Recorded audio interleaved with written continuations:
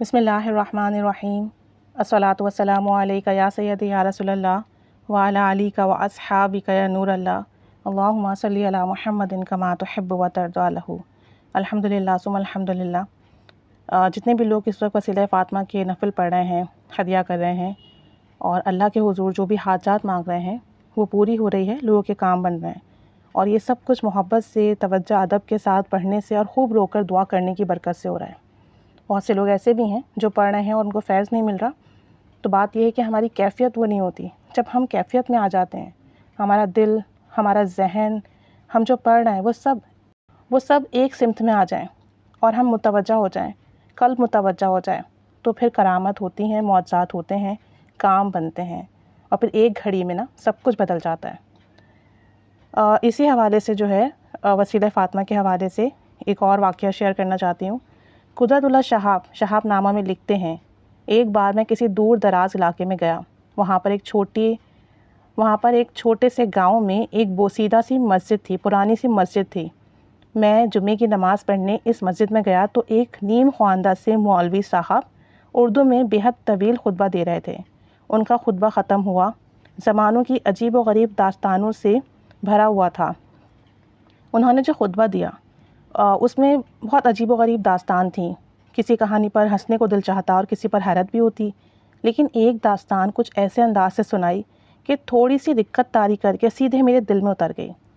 آپ کہتے ہیں کہ یہ قصہ ایک باپ اور بیٹی کی باہمی محبت اور احترام کا تھا، اور اس میں جو والد صاحب ہیں وہ حضرت محمد صلی اللہ علیہ وآلہ وسلم تھے، اور جو بیٹی صاحبہ ہیں وہ حضرت بی بی فاطمہ رضی اللہ تعالی عنہا ہیں۔ تو مولوی صاحب بتا رہے تھے کہ حضور صلی اللہ علیہ وآلہ وسلم جب اپنے صحابہ کرام کی کوئی درخواست یا فرمائش منظور نہ فرماتے تو بڑے بڑے برگزیدہ صحابہ بی بی فاطمہ رضی اللہ تعالی عنہا کی خدمت میں حاضر ہو کر ان کی منت کرتے تھے کہ وہ ان کی درخواست حضور صلی اللہ علیہ وآلہ وسلم کی خدمت میں لے جائیں اور اسے منظور کروا کے لا دیں۔ تو حضور صلی اللہ علیہ وآلہ وسلم کے دل میں اپنی پیاری بیٹی کا اتنا پیار، اتنا احترام تھا کہ اکثر اوقات جب بی بی جان سیدہ فاطمہ الزہرا رضی اللہ تعالی عنہا کوئی درخواست یا فرمائش لے کر حاضر خدمت ہوتی تو حضور صلی اللہ علیہ وآلہ وسلم خوش دلی سے اسے منظور فرما لیتے۔ کہتے ہیں کہ جب یہ بات میں نے سنی ان کے خطبے میں تو میرا دل بے اختیار ہو گیا اور یہ بات مان گیا۔ بس جمعے کی نماز کے بعد اسی مسجد میں بیٹھ کر نوافل پڑھتا رہا۔ کچھ نوافل میں نے بی بی سیدہ فاطمہ سلام اللہ علیہا کی روح کو اثار ثواب کی نیت سے پڑھے، اور پھر میں نے پوری یکسوئی کے ساتھ گڑ گڑا کر یہ دعا مانگی کہ یا اللہ، میں نہیں جانتا کہ یہ بات صحیح ہے یا نہیں، لیکن میرا دل کہتا ہے کہ یہ غلط نہیں ہے، میرا دل گواہی دیتا ہے اس بات کی۔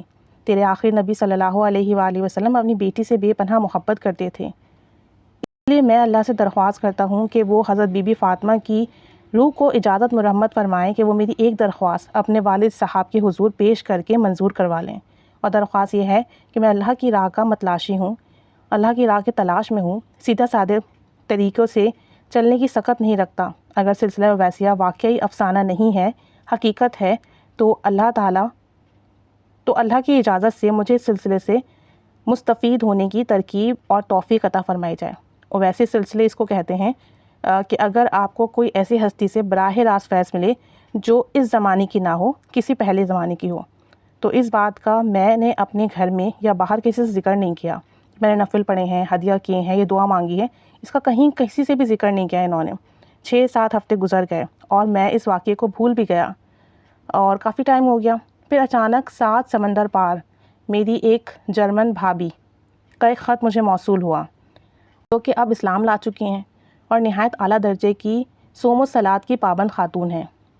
انہوں نے لکھا، رات میں نے خوش قسمتی سے حضرت بنت رسول کریم صلی اللہ علیہ وآلہ وسلم کو خواب میں دیکھا۔ انہوں نے میرے ساتھ نہایت تواضع اور شفقت سے باتیں کی اور فرمایا کہ اپنے دیور قدرت اللہ شہاب کو بتا دو کہ میں نے اس کی درخواست اپنے والد گرامی حضرت محمد صلی اللہ علیہ وآلہ وسلم کی خدمت میں پیش کر دی تھی۔ انہوں نے عذرا نوازش منظور فرما لیا ہے۔ وہ خط پڑھتے ہی میرے ہوش و حواس پر خوشی اور حیرت کی دیوانگی سے طاری ہو گئی۔ مجھے یوں محسوس ہوتا کہ میرے قدم زمین پر نہیں پڑ رہے ہیں بلکہ ہوا میں چل رہے ہیں۔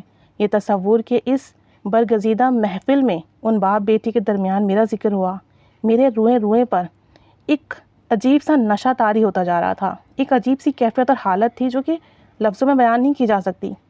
ایک عظیم باپ صلی اللہ علیہ وآلہ وسلم اور ان کی عظیم بیٹی سلام اللہ علیہا 2-3 دن میں اپنے کمرے میں بند ہو کر دیوانوں کی طرح اس مصرے کی مجسم صورت بنا بیٹھا رہا۔ مجھ سے بہتر ذکر میرا ہے کہ اس محفل میں ہے۔ آپ سوچیں کتنی بڑی سعادت کی بات ہے، اور جب ہم ان کیفیت میں ہوتے ہیں اور یہ تمام چیزیں سوچتے ہیں تو ہم دنیا سے ایک دم سے کٹ جاتے ہیں۔ کہتے ہیں کہ اس خط کے کچھ عرصے تک مجھے خواب میں مختلف صورت میں بزرگ ہستیاں نظر آتی رہیں، جن کو نہ تو میں جانتا تھا، نہ ان کی باتیں مجھے سمجھ آتی تھیں، اور نہ ان کے ساتھ میرا دل جو ہے ملتا تھا۔ پھر ایک خواب میں مجھے ایک نہایت دل نواز اور صاحب جمال بزرگ نظر آئے، جو کہ احرام پہنے ہوئے تھے اور ایک عجیب سی مستی کے عالم میں خانہ کعبہ کا طواف کر رہے تھے۔ میرا دل بے اختیار ان کے قدموں میں بچھ گیا۔ وہ بھی مسکراتے ہوئے میری جانب آئے اور جو ہے مجھے اپنے پاس بٹھا لیا اور بولے، میرا نام قطب الدین بختیار کاکی ہے۔ تم اس راہ کے آدمی تو نہیں ہو، لیکن جس دربار سے تمہاری منظوری حاصل ہوئی ہے اس کے سامنے ہم سب سر تسلیم خم ہیں۔ پھر ان بزرگ نے شہاب صاحب کو کچھ امتحانات اور آزمائش دیں۔ کچھ عرصے بعد قدرت اللہ شہاب کو روحانی تربیت پر مبنی خطوط ملنا شروع ہو گئے، اور کچھ عرصے بعد قدرت اللہ شہاب صاحب کو روحانی تربیت پر مبنی خطوط ملنا شروع ہو گئے 90 کے نام سے، اور یوں وسیلہ فاطمہ کی برکت سے قدرت اللہ شہاب کی اویسی سلسلہ میں شمولیت اختیار ہو گئی۔ تو دیکھیں، ہم لوگ درود شریف پڑھ رہے ہیں، استغفار کر رہے ہیں، لیکن ہم جس طرح سے پڑھتے ہیں ہماری وہ روحانی مراتب نہیں ہوتے۔ لیکن جب ہم آپ صلی اللہ علیہ وآلہ وسلم سے جڑتے ہیں، اہل بیت سے جڑتے ہیں، ان سے محبت کرتے ہیں، ان کے حضور اپنی درخواست رکھتے ہیں، اللہ کے حضور درخواست کرتے ہیں کہ ان کے وسیلے سے ہمارا کام بنا دے، تو پھر رد نہیں ہوتا۔ کیونکہ دیکھیں، ہم تو بہت گنہگار ہیں، دعائیں مانگتے بھی ہیں تو قبول نہیں ہوتی، ہمارے گناہوں کے سبب، ہمارے برے اعمال کے سبب، وگرنہ اللہ تو بڑا غفور و رحیم ہے۔ لیکن جب ان بزرگ ہستیوں کا وسیلہ لے کر اللہ کی بارگاہ میں حاضر ہوتے ہیں تو اللہ کریم ان وسیلے کی برکت سے کبھی بھی ہماری جو بھی درخواست ہو، جو بھی دعا ہو، جو بھی حاجات ہو، اسے رد نہیں کرتا۔ بلکہ میرا تو اس بات پہ کامل یقین ہے کہ ہم جو مانگتے ہیں اللہ کریم اس سے بہتر کر کے نوازتا ہے۔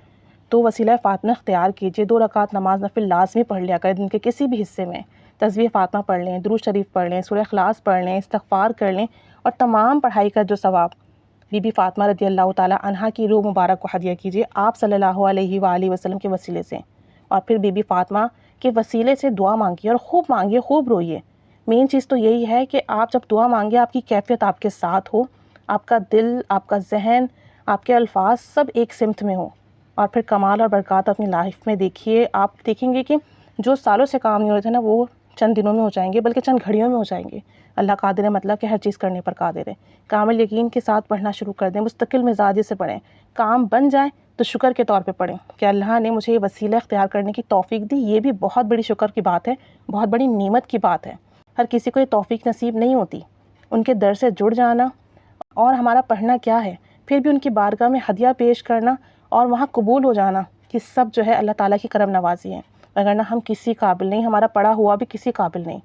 تو بس اللہ تعالیٰ کا شکر ادا کیجئے کہ اس نے ہمیں توفیق دی درود پڑھنے کی، استغفار کرنے کی، اہل بیت سے محبت کرنے کی، ہدیہ کرنے کی، ساتھ ساتھ ان کے وسیلے سے مانگنے کی توفیق دی۔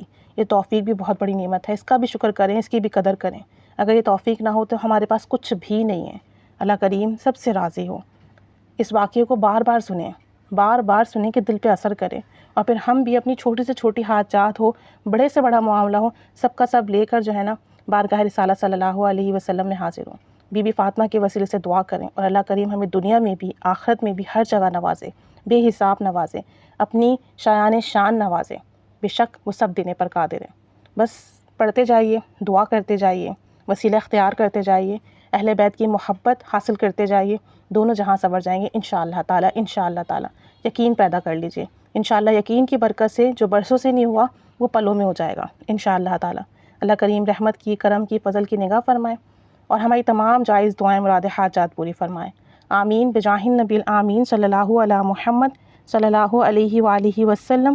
اللہم صلی علی محمد کما تحب و ترضی عنہ۔